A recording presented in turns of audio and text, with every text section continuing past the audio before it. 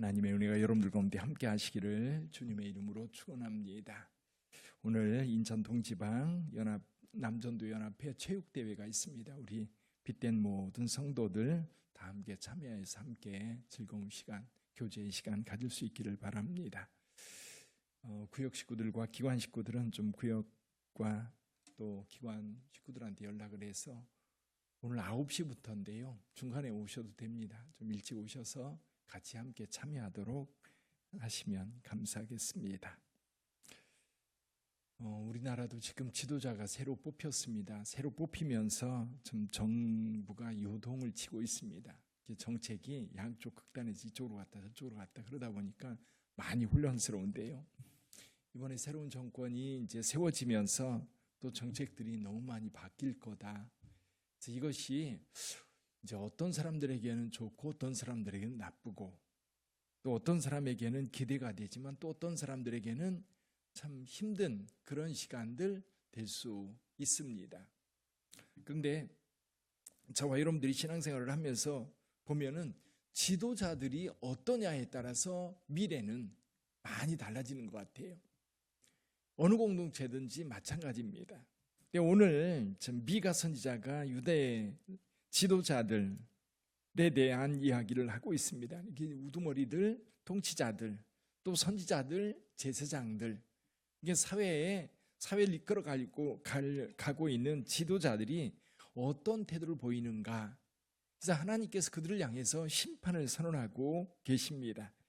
자, 우선은 여기 1절에 보면 야곱의 우두머리들과 이스라엘 족속의 통치자들을 향해서 이야기를 합니다. 통치자들에게 가장 중요한 기준점이 뭐냐면 정의입니다. 여기서 이렇게 말씀해요. 우리 1절 같이 한번 읽어봅니다. 1절 내가 또 이르노니 야곱의 우두머리들과 이스라엘 족속의 통치자들아 들으라. 정의를 아는 것이 너희의 본분이 아니냐. 정의를 아는 것이 너희의 본분이 아니냐. 그렇습니다. 정의가 있어야 이 정의를 가지고 여러분 백성들을 바르게 이끌고 바르게 통치를 할 수 있어요. 그럼 정의가 뭡니까? 정의가 여기 유대인들에게 이스라엘 백성들에게 정의는 하나님의 말씀입니다. 특히 하나님의 말씀을 가지고 통치자들은 백성들을 잘 다스려야 되는데 여러분 성경에 나와 있는 통치자들에게 가장 중요한 그 통치 방법 가운데 하나가 뭐냐면 약한 자들을 돕는 겁니다. 이 가진 자들, 있는 자들은 그대로 줘도 잘 살아요. 그러나 약한 자들은 도와주지 않으면 못 삽니다.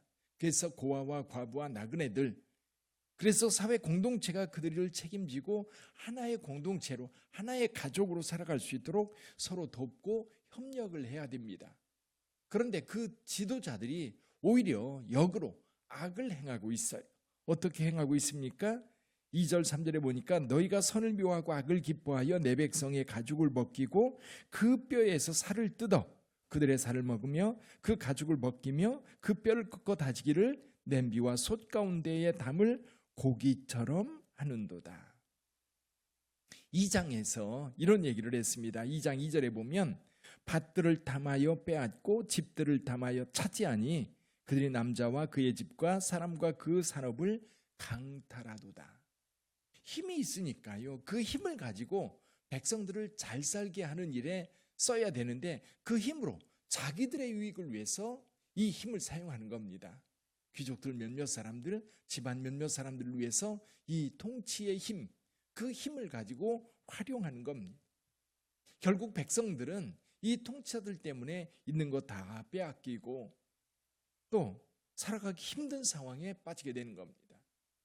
조선시대 말기로 가면서 이제 정치인들은 이제 뭐 남인이다, 서인이다, 또는 뭐 소인이다, 노론, 소론 뭐 그런 거 얘기하면서 정파 싸움을 할 때에 백성들은 죽어났던 겁니다.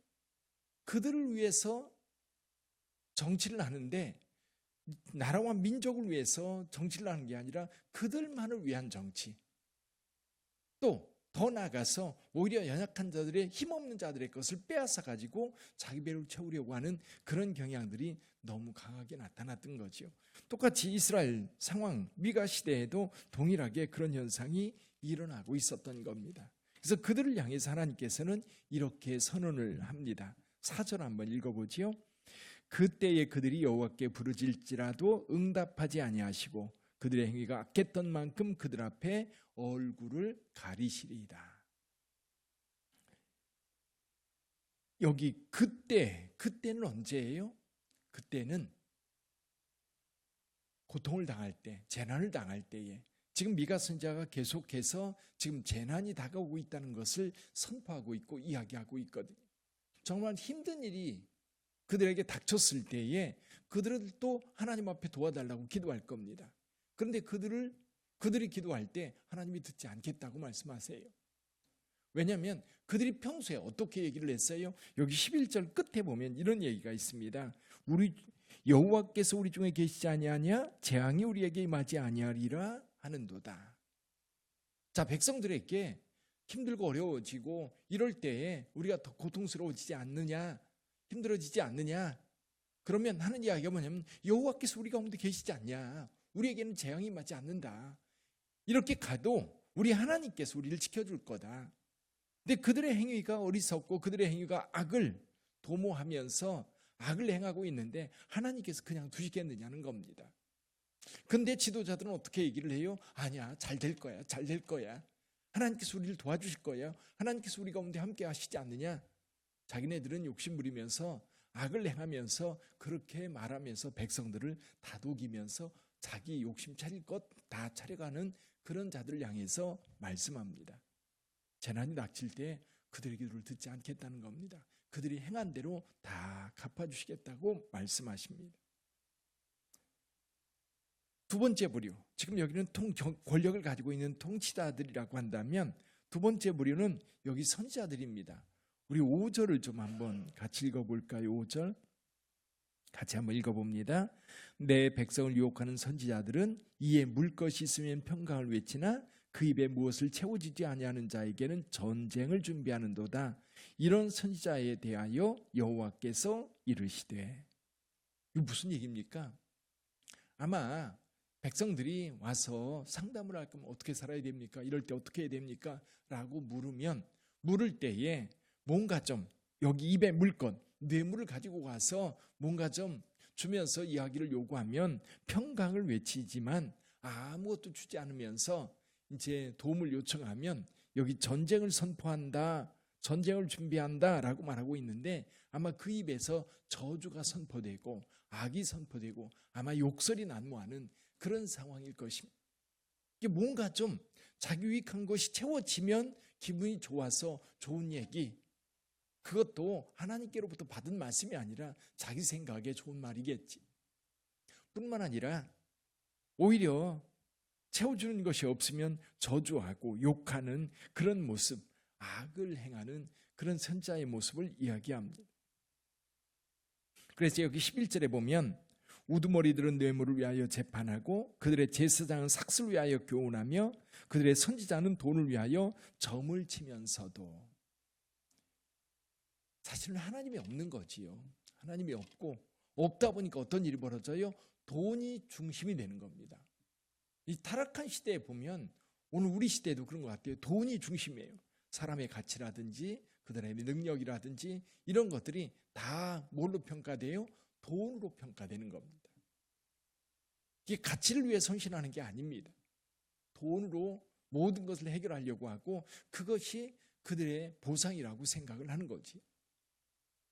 그러다 보니까 우두머리들은 뇌물을 위하여 재판하고 그들의 제사장은 삭슬을 위하여 교훈하며 그들의 선지자는 돈을 위하여 점을 치면서도 여호와를 의뢰하여 이르기를 하나님 우리 다 잘되게 할 거야. 다 잘할 거야. 자, 이 말씀을 통해서 우리는 어떤 부분을 우리 삶에 적용해 볼 수 있을까 생각해 봤습니다. 여기 각자에게 주어진 직분들은 굉장히 중요한 직분이고 그리고 하나님께서 정말 귀하게 여기는 그런 일들을 여기 지도자들, 제사장들, 선지자들에게 맡겨주셨어요. 사실 하나님께 기름 부음 받은 자들이지요. 하나님께서 세워서 그들을 백성 위에 세웠고 그 백성들을 잘 다스리라고 귀한 직분들을 주셨습니다. 근데 이제 여기 직분자들은 그 직분의 의미를 곰곰이 생각하지 않고 오직 자기만을 위해서 사용하는 겁니다.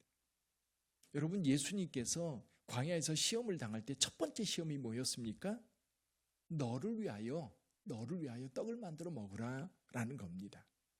너 능력 있지 않냐? 하나님의 아들 아니냐? 이 돌들로 떡이 되게 해서 만들어 먹어라. 무슨 뜻이에요? 그 힘을 자기를 위해서 쓰라는 겁니다. 그 힘을 나를 위해서. 대통령이 되었으면, 아니면 장관이 되었으면, 아니면 국무총리가 되었으면, 아니면 회사의 사장이 되었으면, 아니면 어떤 공동체의 회장이 되었으면 그걸 이용해서 너 부자 돼야지, 너 잘 살아야지, 너 힘이 좀 있지 않냐, 그걸 가지고 너를 위해서 써야지. 이게 사탄의 유혹입니다. 사탄은 끊임없이 우리에게 어떤 직분을 가지고 있거나 어떤 능력이 있거나 그러면 너를 위해서 그걸 쓰라고 끊임없이 욕을 해요. 그래서 요즘 젊은이들 조금 연봉이 높으면 가장 먼저 월세를 살아도, 여러분, 외국의 유명한 벤츠나 BMW 사는 것이 오늘날 하나의 트렌드가 되어 있어. 오히려 그걸 가지고 내가 이런 사람이다라고 하는 것, 나는 이만큼 돈을 번다라고 하는 것을 사람들에게 드러내려고 하는 그런 시대. 끊임없이 사탄은 너를 위해서 뭔가를 하라고 이야기를 해요. 너를 위해서. 그래서 저는 오늘 이 말씀 묵상하면 이런 생각이 들더라고요. 우리에게 주어진 직분, 그 직분을 잘 활용해서 하나님께 영광 돌릴 수 있어야 돼요. 그래서 사도 바울이 하나님께서 어떻게 하셨어요? 하나님께서 우리를 충성되이 여겨 우리에게 직분을 맡겨주신 거거든요. 충성되이 여겼기 때문에 이 귀한 직분들을 맡겨주신 겁니다. 그러면 그 직분을 은혜로 알고 그 직분에 충성해야 되는 거지요. 그게 직분자들이 맡은 당연한 일인 거예요. 저희들이 교회 안에서도 그렇고 사회적으로도 그렇고 뭔가 자리를 맡았다고 할 때에 그 자리는 하나님께서 맡겨주신 것으로 알고 그 직분에 충성해야 되는 거지. 여기 통치자들은 정의를 알고, 그리고 여기 선지자나 제사장들은 하나님의 말씀을 받아서 그 말씀을 백성들에게 옳게 전해서 백성들로 하여금 깨닫고 하나님의 말씀을 따라 옳은 길을 걸을 수 있도록 늘 돕고 이끌어야 되는 그 직분이거든요. 그래서 저와 여러분들 역시 우리 하나님께로부터 귀한 직분 받았다면 하나님께 기도하면서 이 직분에 걸맞는 충성됨이 있어야 될 줄 믿습니다.